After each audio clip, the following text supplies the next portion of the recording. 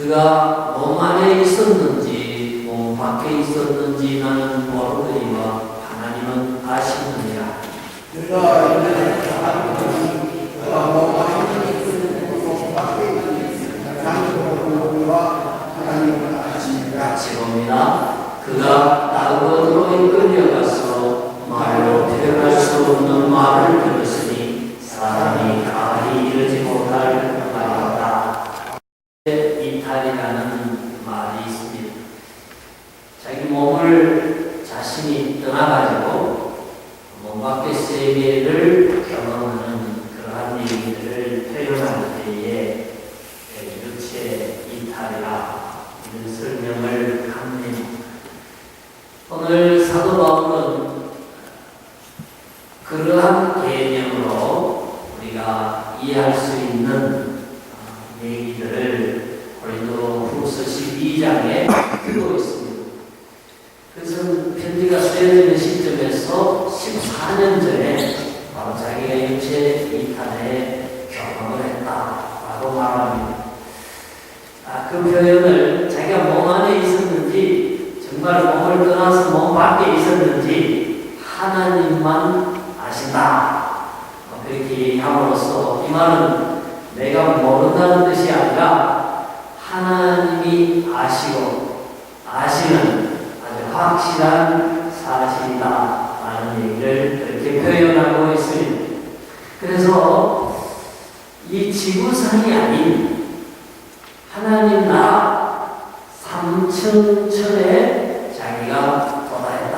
거기에 갔다 왔다라고 하는 경험을 얘기합니다. 이제 그 사전에서는 그 삼층천을 낙원이라 파라다이스라 이렇게 또 표현하기도 합니다. 그래서 성경학자들은 천국과 낙원을 동일시하기도 하지만은 다른 표현으로 보고 있습니다. 예수 그리스도께서 오셔가지고 세상을 다 심판하신 다음에 예수 믿는 사람, 부활한 사람을 영원히 살게 하는 것을 천국이라고 한다면 심판이 있기 전까지 예비된 그 천국을 낙원으로 표현을 한다. 정확하게는 그렇게 구분을 쓰고 있습니다.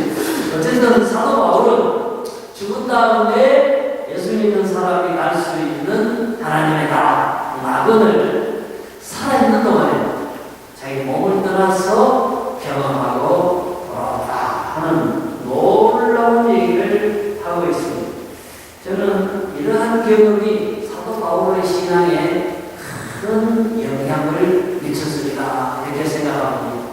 왜냐하면 자기가 천국이라고 하는 그 실제하는 그런 객관적인 하나님의 나라를 경험했다고 하는 것은 그가 이 세상에 살지만 그 하나님의 나라를 늘 동경하게 되는 그러한 사건이 되었을 줄로 생각합니다. 뿐만 아니라 특히 사도 바울 같은 경우는 참 고생을 많이 했습니다. 감옥에도 가고 가는 데마다 유대인들이 참 반대를 했습니다.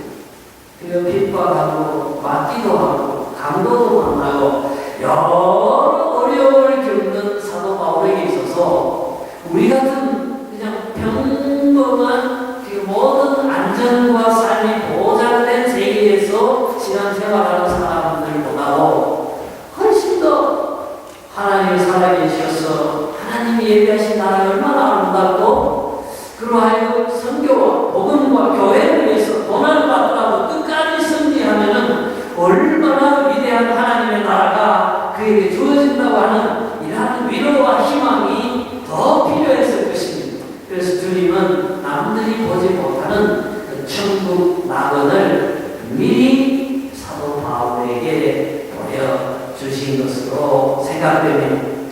사실 사도 바울은 늘 그렇게 얘기합니다. 나는 내가 몸을 떠나야 주님과 함께 천국에 가는 것이 소원이다.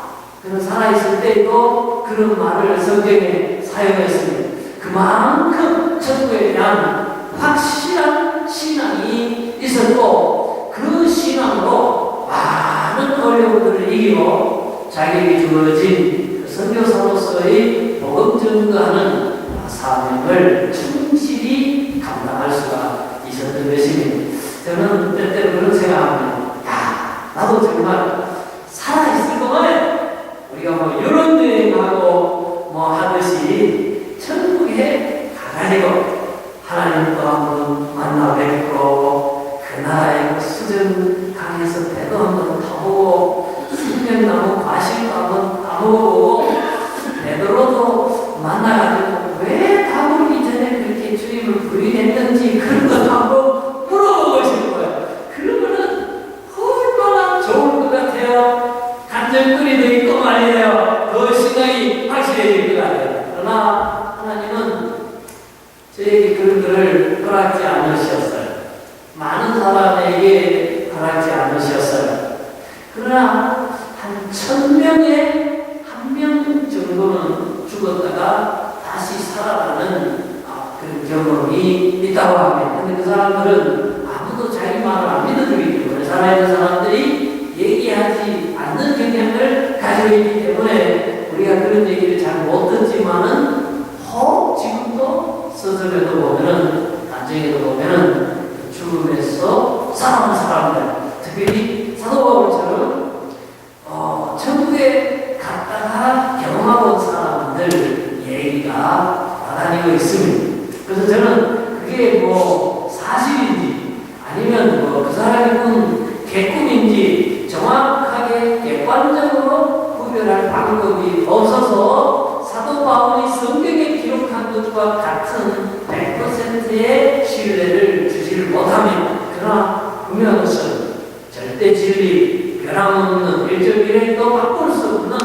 하나님의 계시된 말씀에 사도 바울의 얘기를 적어주셨기 때문에 우리는 믿습니다. 무엇을? 천국을 믿습니다.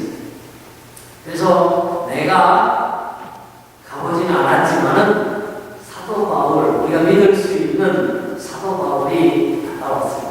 우리가 성경에 우리가 믿고 우리가 정말 신봉하는 이 성경에 천국을 얘기하고 있기 때문에 사도 바울이 경험한 그 천국은 나의 천국입니다. 그가 본 그 아름다운 낙원이 나의 낙원입니다. 그래서 우리 마음속 안에 바로 이 천국이 들어있을 때 우리는 천국을 가진 사람으로 정말 살아갈 수가 있는 것입니다.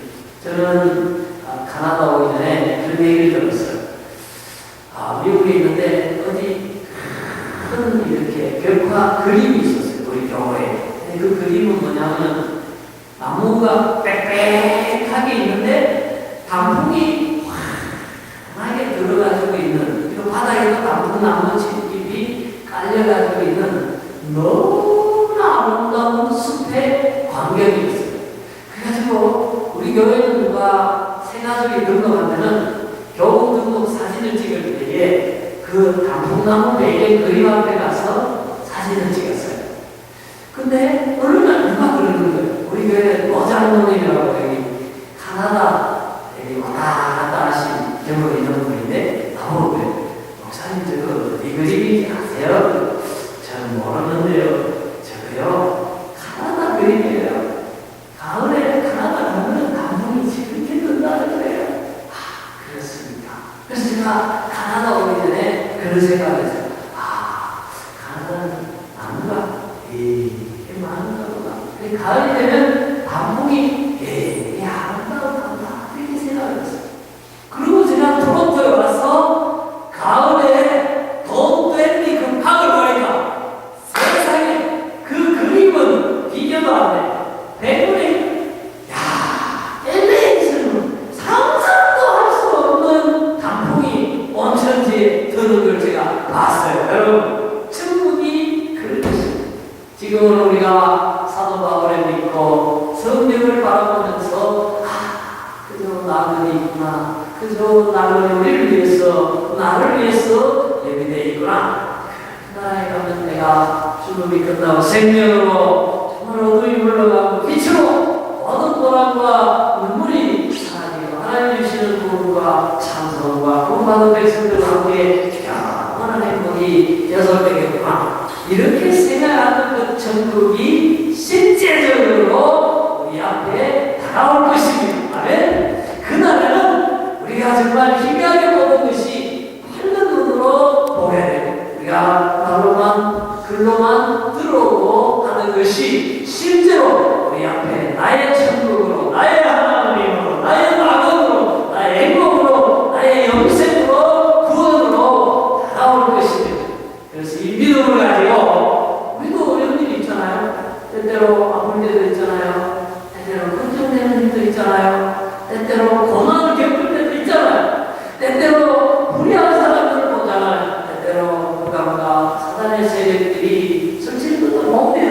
그러나 우리는 천국을 밝히고 그 천국이 내게 주어졌다는 사실을 믿음의 눈으로 바라보고, 우리가 복음을 위해서, 교회를 위해서, 하나님을 위해서 끝까지 그날의 승리가 주어질 때까지 믿음으로 달려가는 그 힘이 천국으로부터 내려올 수 있기를 주님 이름으로 부탁합니다. 네.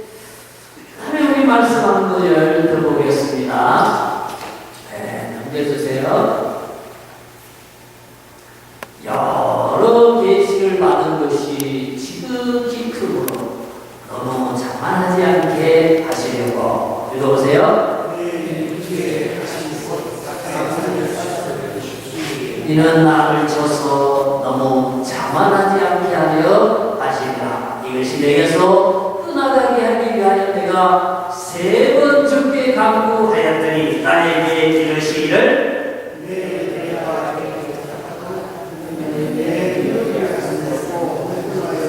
같이 봅니다. 그러므로 도리어 크게 기뻐하므로 나의 여러 약한 것들에 대하여 자랑하니 이는 그리스도의 능력이 내게 머물게 하려 합니다. 아멘. 이제 사도 바울이 육체에 가시가 있었다. 자기는 얼마나 아팠으면 그걸 가시라고 했을까? 그리고 사탄의 사자라고 하셨을까? 그래서 가시가요, 작은 것한테도 꼭 찌르잖아요. 그만큼 사도 바울이 그 육체의 가시가 정확히 뭔지는 모르겠지만 그것 때문에 이렇게 살아가고 복음 전가하고 선교사 하는데 상당한 고통과 불편을 겪었던 것 같습니다. 그래서 이제 학자는 늘 자꾸 알아내고 싶은 거예요. 근데 성경이 분명하게 얘기하고 있잖아요. 그러나 대제사장을 해당 안에서도 못 알아보고 뭐라고 책망을 하다가 자기가 사과한 얘기가 나와요. 그걸 보고 심각한 어떤 안질이 있었던 게 아닌가, 그렇게 보는 사람도 있고, 또 무슨 간질병이 있었다고 보는 사람들도 있어요. 어쨌든 우리가 정확히 알 수 없지만은 어떤 질병으로 인해서 사도 바울이 상당히 연약했고 그것 때문에 고생을 하고 있었다는 것은 사실인 것 같습니다. 그래서 이게 없어지죠. 아마 기도를 그렇게 한 것 같아요. 하나님, 이 질병이 없이 건강해야 제가 성경도 잘할 수 있고 복음도 잘 전파할 수 있을 것 같습니다. 너무 고통스럽습니다. 하나님 낫게 해주세요. 아니죠? 해결해주세요. 그렇게 간절히 기도를 3번이나 간절히 기도를 했다 그랬어요. 어떤 때는 말이에요. 사도 바울이 자기가 가지고 있던 성수건을 병자한테 놓으면 그 사람이 건강해지고 귀신 떠나가는 그런 놀라운 힐링의 능력을 갖고 있는 사람. 근데 자기 병은 못 고치는 거예요. 그래서 체면이 또 쓰지 않는 거예요. 그런데 주님 뭐라고 말씀하십니까? 내 은혜가 내게 족하도다. 왜? 네 능력이 약한 데서 온전하여 지리라. 그래서 또 한 가지는 거기에 보면은 이는 나를 쳐서 너무 자만하지 않게 하려 하시리라. 우선은 사도 바울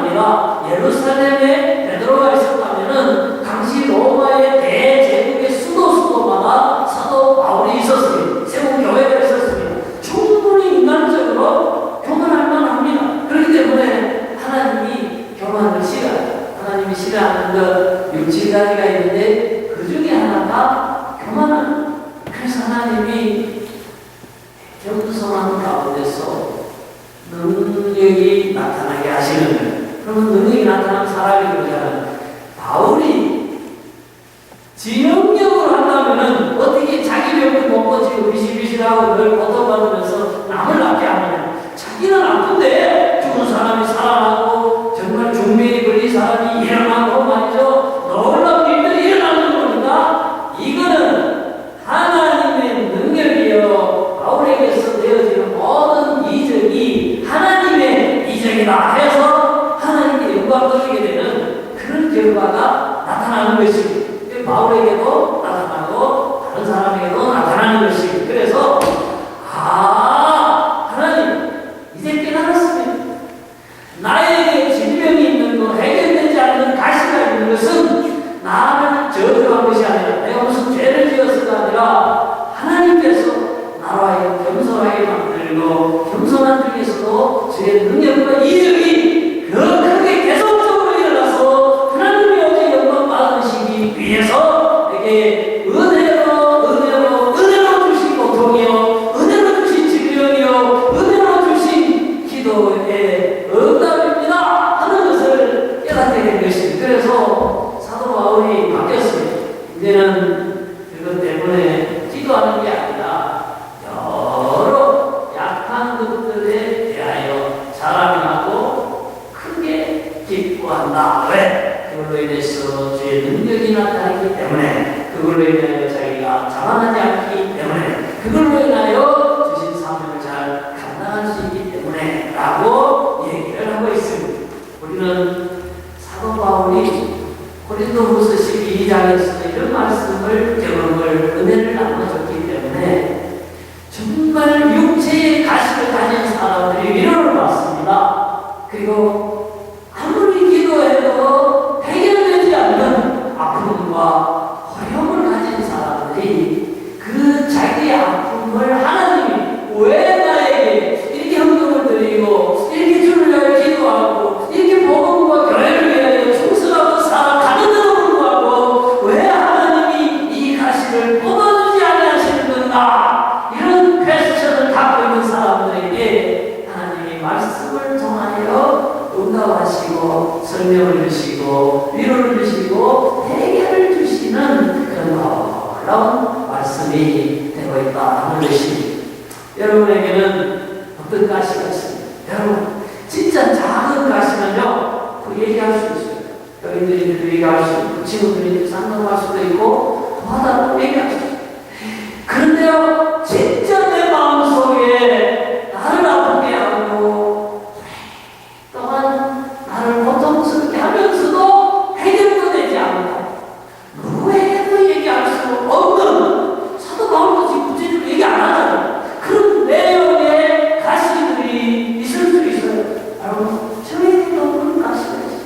20대부터 30대, 40대, 지금 50대가 되는데도 아직까지도 하나님이 해결해 주시지 않는, 그러나 제가 아직도 누구에게도 얘기하지 않는 그런 가시가 있어요. 하나님 왜 이 가시를 허락하십니까? 이 가시를 통하여 기도하게 만들고, 이 가시를 통해서 겸손하게 만들고, 이 가시를 통해서 아픔을 가진 다른 사람들을 이해하게 만들고, 이 가시로 인하여 그 복음 안에 교회 안에 하나님의 사명 안에 머물게 하시고자 하시는 하나님의 섭리가 있다는 것을 사도 바울에게 알려주십니다. 그렇기 때문에요 만사형통하는 게 축복이 아닙니다. 여러분 만사형통에서 교만해서 넘어지면요 그 형통함이 아닙니다. 그 형통은 자기를 죽이는 것이고, 그 형통은 교만하게 하는 것이고, 그 형통은 결국은 저주가 되는 것입니다. 그러므로 때때로 우리에게는 우리가 원하지 않지만은 인간적으로는, 그러나 하나님 입장에서 궁극적으로 합력해서 볼 때에는 때때로 한두 가지 그런 육체의 가시가 기도에 응답되지 않는 것처럼 보이는 아픔이 때로는 나의 신앙의 유익이요 하나님 앞으로 전국으로 달려가는 나의 정의에 있어서 그게 큰 축복이 될 수 있다 하는 것입니다. 제가요 그런 얘기를 몇 번 들었어요. 이렇게 대서양에서 아메리카 대륙으로 생선을 운반하는 배 안에 많은 그 대서양에서 잡은 생선들이 살아있어요. 근데 얘들을 아메리카 대륙까지 이렇게 운반하는데 놔두면요, 중간에 거기 뭐 좁은 데다가 물고기가 많고 산소가 희박하니까 막 죽어나가는 게 많이 생겨요. 근데요, 거기에 물고기 잡아보면 다른 물고기에 한 마리를 딱 넣어놓으면 이까지 오는데 대부분의 고기가 살아있대요. 왜냐하면 정신 바짝 안 차리면 그 물고기인데 잡아먹히기 때문에 정신을 딱 차려가지고 모든 물고기들이 그 고기가 지나갈 때마다 정신을 번쩍번쩍 차리고 살아있다고 막 있기 때문에요. 여기 대륙에 오면은 거의 모든 물고기들이 다 살아요. 저는 그런 것이라고 생각해요. 하나님께서 우리를 괴롭히려고 아픔을 주시는 게 아니에요. 우리를 망하게 하시려고 기도해도 응답을 안 주시고, 정말로 사단의 사자가 왜 또 가신가 싶을 정도로 아프게 하는 게 있기는 하지만 그게 저주도 아니고 정말 처벌도 아니고 그게 바로 은혜의 가시요, 경선의 가시요, 능력의 가시요, 하나님 안에 머물게 하시는 축복의 가시라 하는 것들을 깨닫게 하시고 여러분의 삶에 축복의 가시를 따라가신다 하는 것입니다. 사랑하는 여러분, 저는 이 말씀을 읽으면서 주님께서 제게 주시는 위로가 있었어요. 주님께서 제게 주시는 해석이 있었던 것처럼 여러분 삶에 풀리지 않는 숙제들, 그리고 여전히 남아있는 아픔의 가시들이 사도 바울의 이 가시, 그리고 기도, 그리고 기쁨과 감사처럼 해석되어지고 이해되어지고 오히려 하나님을 섬기는 그 기쁨과 감사의 원동력이 될 수 있기를 주님 이름으로 축복합니다. 네.